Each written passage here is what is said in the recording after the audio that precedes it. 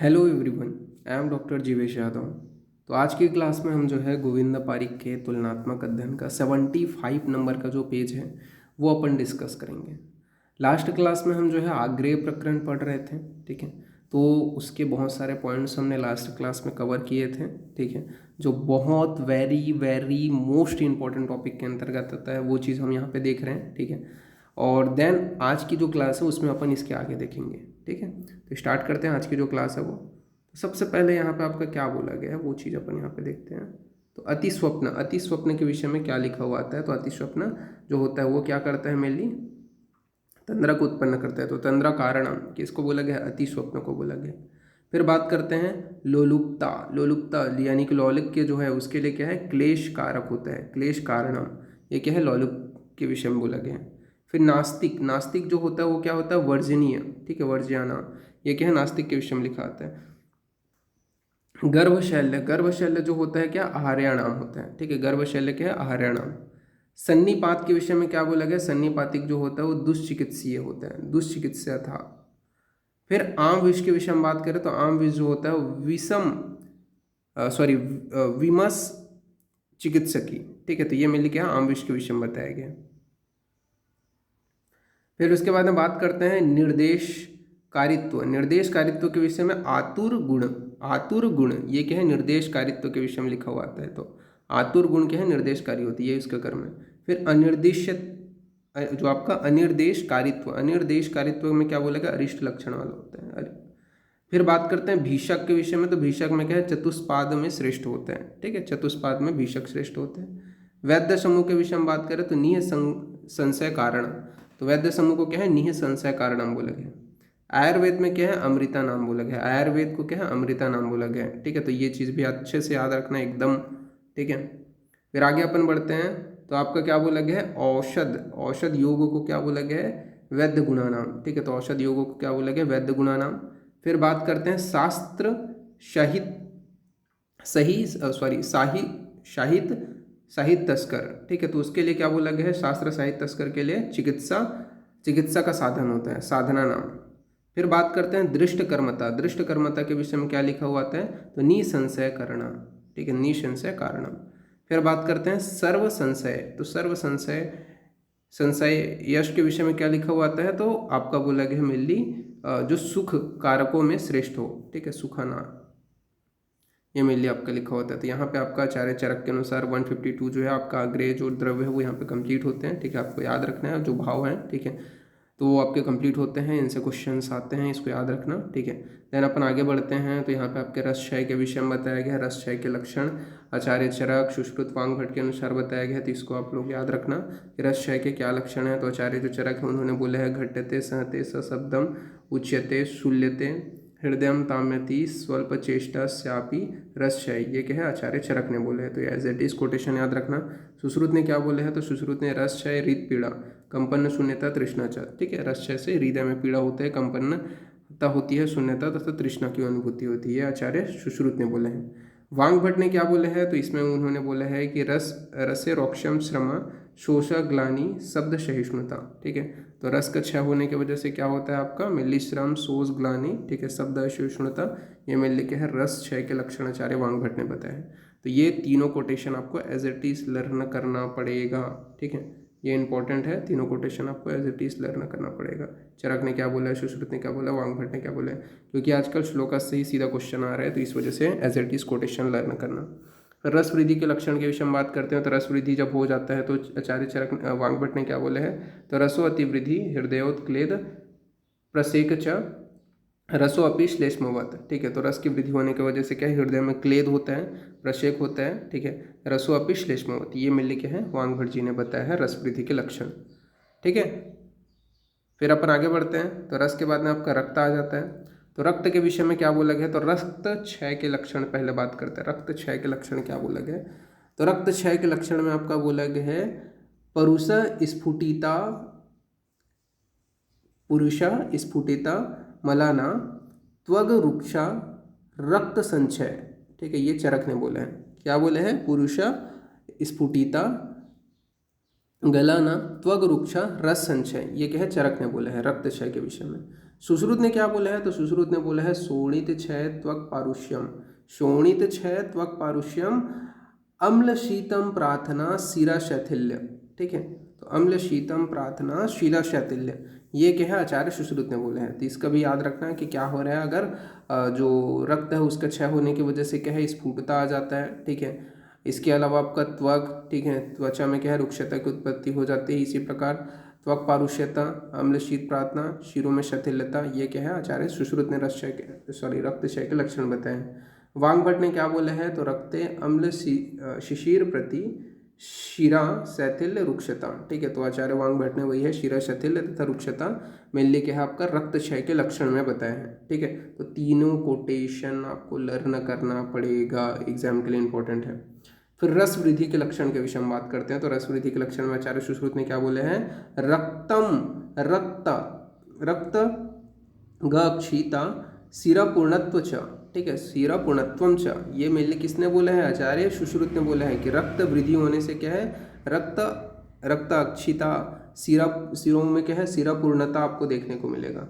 इसके अलावा जो वांगभट है उन्होंने कौन सी व्याधि बोली है रक्त वृद्धि के? तो विद्रधि, प्लीहा, कुष्ठ, रक्तपित्त, उपकुश, गुल्म, कामला, व्यंग तथा अग्निनाश, ये आचार्य वांगभट जी ने बोला है। आचार्य वांगभट ने कौन से डिसीज बताए हैं जो आपका रक्त की वृद्धि की वजह से होता है? तो विद्रधि, जितने भी स्किन डिसीज हैं, विद्रधि, प्लीहा, कुष्ठ, रक्तपित्त, उपकुश, गुल्म, कामला, व्यंग, ठीक है, अग्निनाश, ये सभी क्या है रक्त वृद्धि के कारण उत्पन्न होते हैं। ठीक है, ओके, देन आगे बढ़ते हैं। तो आगे आपका क्या है, मांस क्षय के लक्षण बताए गए हैं। तो मांस क्षय के लक्षण में क्या बोला गया है? मांस क्षय विशेषण ग्रीवोदर शुष्कता। ठीक है, ये चरक ने बोला है। क्या बोला है चरक ने? मांस क्षय विशेषण ग्रीवोदर शुक्रता, ये आचार्य चरक ने बोले हैं। जबकि आचार्य जो सुश्रुत है उन्होंने क्या बोले हैं? रुक्षता की उत्पत्ति हो जाती है मांस क्षय होने की वजह से, तोद होता है, सदन होता है, धमनियों में शिथिलता होती है। ये क्या है? मांस क्षय के लक्षण बताए हैं आचार्य सुश्रुत ने। क्या बोला है? रुक्षता, तोद, सदन। ठीक है, इसके अलावा आपका क्या बोला गया? धमनियों में शिथिलता, ये आचार्य सुश्रुत ने क्या है मांस क्षय के लक्षण बताए हैं। वांगभट जी ने क्या बोला है? तो वांगभट जी ने बोला है कि मासे अक्ष ग्लानि, गंड स्फिक शुष्कता, संधि वेदना, ये मेनली क्या है? आचार्य वांगभट जी ने बोला है कि मां से अक्ष ग्लानि, गंड स्फिक शुष्कता, संधि वेदना, ये क्या है? आचार्य वांगभट जी ने बोले हैं। इसके बाद में बात करते हैं, ये तो मांस क्षय के लक्षण हो गए भाई। ठीक है, आचार्य सुश्रुत, चरक और वांगभट के अनुसार। थोड़ा टाइम लगेगा बट याद करना जरूरी है भाई। ठीक है, फिर मांस वृद्धि के लक्षण क्या बोला गया है? तो स्फीग गंड, ओष्ठ मुस्क, उरु जंघा, बाहु वृद्धि, गुरु गात्रता। ठीक है, ये क्या है मेनली आपका बताया गया है, स्फीग गंड, ओष्ठ मुस्क, ठीक है, उरु जंघा, बाहु वृद्धि, गुरु गात्रता, ये क्या है मांस वृद्धि के लक्षण के अंतर्गत बताया गया है। ठीक है, देन आगे बढ़ते हैं। मांस के बाद में कौन सा धातु आता है? मेद। तो मेद वृद्धि के लक्षण क्या है? मेद क्षय के पहले लक्षण देखते हैं। तो मेद क्षय होने पर आचार्य चरक बोलते हैं कि संधियों में स्फुटन होता है, ग्लानि होता है, नेत्र में क्या होता है? आलस्यता होता है, उदर का क्या है?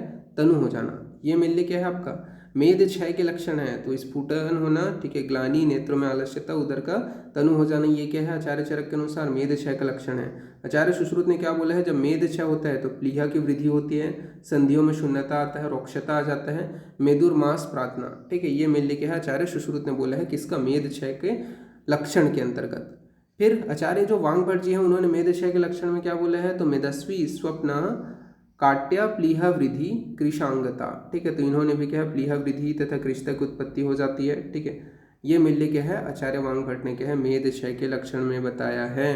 ठीक है, देन मेद वृद्धि के लक्षण के विषय में बात करें तो मेद वृद्धि जब हो जाती है तो अंगों में जो है अंगों में क्या है? स्निग्धता आ जाता है, उदर व पार्श्व की वृद्धि होती है, काश, श्वास, दुर्गंध, प्रमेय के पूर्व रूप जैसे जो लक्षण है वो क्या है? मेद वृद्धि में आपको देखने को मिलेंगे। ठीक है, तो ये आपको याद रखना है। मेद के बाद में अगला जो धातु है वो कौन सा है? तो अस्थि धातु है।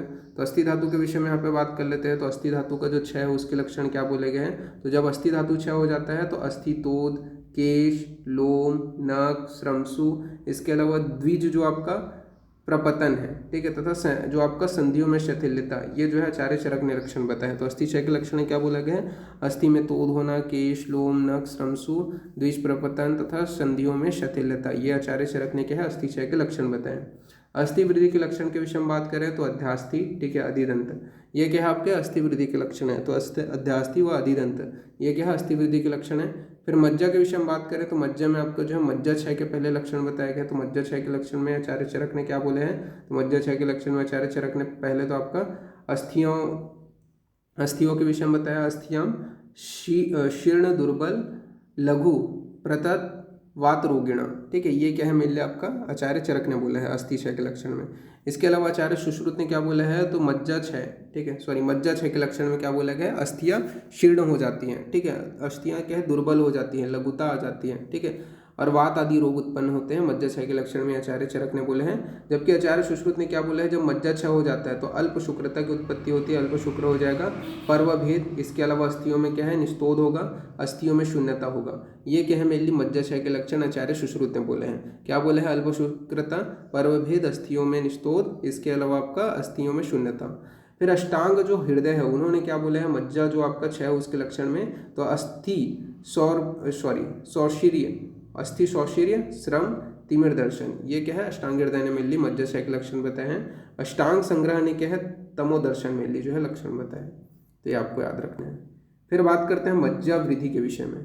तो मज्जा वृद्धि मज्जा क्षय के तो लक्षण देख ले, मज्जा वृद्धि के लक्षण क्या है, तो मज्जा वृद्धि के लक्षण में आप आचार्य सुश्रुत ने क्या बोला है, तो यहाँ पर बोला गया है कि समस्त शरीर में व नेत्र में गौरवता आ जाती है। तो मज्जा सर्व नेत्र गौरवम च, ठीक है, मज्जा सर्वांग नेत्र गौरवम च, यानी कि समस्त शरीर व नेत्र में क्या है गौरवता की उत्पत्ति हो जाती है जब मज्जा बढ़ती है। तो फिर बात करते हैं आपका जो अंतिम धातु है वो शुक्र धातु। शुक्र धातु के क्षय के लक्षण क्या है, तो शुक्र धातु के क्षय के लक्षण बोला गया शुक्र क्षय मेढ्र विषण वेदना, शुक्र क्षय मेढ्र विषण वेदना, मैथुने आसक्ति, ठीक है, मैथुन में क्या है आसक्ति का होना, इसके अलावा चीर प्रक्षेप, शुक्र संग तथा रक्त प्रवृत्ति होना, ये मिली आचार्य सुश्रुत ने क्या है शुक्र क्षय के लक्षण बताए हैं। जबकि अष्टांग संग्रह ने मिली तिमिर दर्शन को शुक्र क्षय का लक्षण बताया। तो अष्टांग संग्रह ने क्या है तिमिर दर्शन को शुक्र क्षय का लक्षण बताया। चरक ने क्या बोला है, तो दौर्बल्यता की उत्पत्ति होती है, मुख में शोष होता है, पांडुत्व, सदन तथा श्रम, ये क्या है मेरे आचार्य जो चरक है उन्होंने लक्षण बताया। तो दौर्बल्य, मुख शोष, पांडुत्व, सदन और श्रम, ये जो है आचार्य चरक ने लक्षण बताया है। इसके अलावा आपका क्लैव्यता की उत्पत्ति हो जाती है, शुक्र विसर्गस्य क्षीण शुक्र से लक्षणम, ठीक है, ये मेनली आपको क्या बोला है शुक्र क्षय के लक्षण आचार्य चरक ने बताया। फिर आगे अपन बढ़ते हैं, तो आगे आपका यहाँ पे जो शुक्र वृद्धि है उसके लक्षण के विषय में बात कर लेते हैं। तो शुक्र वृद्धि के लक्षण क्या है, तो शुक्र जो वृद्धि है उसके लक्षण बोला गया शुक्र स्मरी होता है, ठीक है, अति प्रतिर्भाव होता है, प्रादुर्भाव मतलब बहुत ज़्यादा शुक्र की प्रवृत्ति होगी, इसके अलावा अति स्त्री कामता, ठीक है, और क्या होता है वृद्ध जो है शुक्रम, ये मेनली आपका बताया गया वृद्धम शुक्रम, तो ये मेनली शुक्र विधि के लक्षण बताया गया है, ठीक है, तो ये आपको याद रखना है। बात करें इस नोट्स के पासवर्ड के विषय में, तो पासवर्ड में आपका क्या बोला गया है, जो मज्जा है, ठीक है, मज्जा क्षय के लक्षण के आधार पर अपन इसका पासवर्ड रखेंगे। मज्जा का जब क्षय हो जाता है तो अल्प शुक्रता होता है, ठीक है, पर्व भेद होता है, अस्थियों में निस्तोध होता है, ठीक है, और शून्यता हो जाता है अस्थियों में, ठीक है, तो ये मेनली इसका पासवर्ड रहेगा MAPAS, ठीक है, इस नोट्स का पासवर्ड। तो आज की क्लास में इतना ही, नेक्स्ट क्लास में इसके आगे का जो लेक्चर है वो कंटिन्यू करेंगे। ओके, ठीक है, तो फिर थैंक यू क्लास।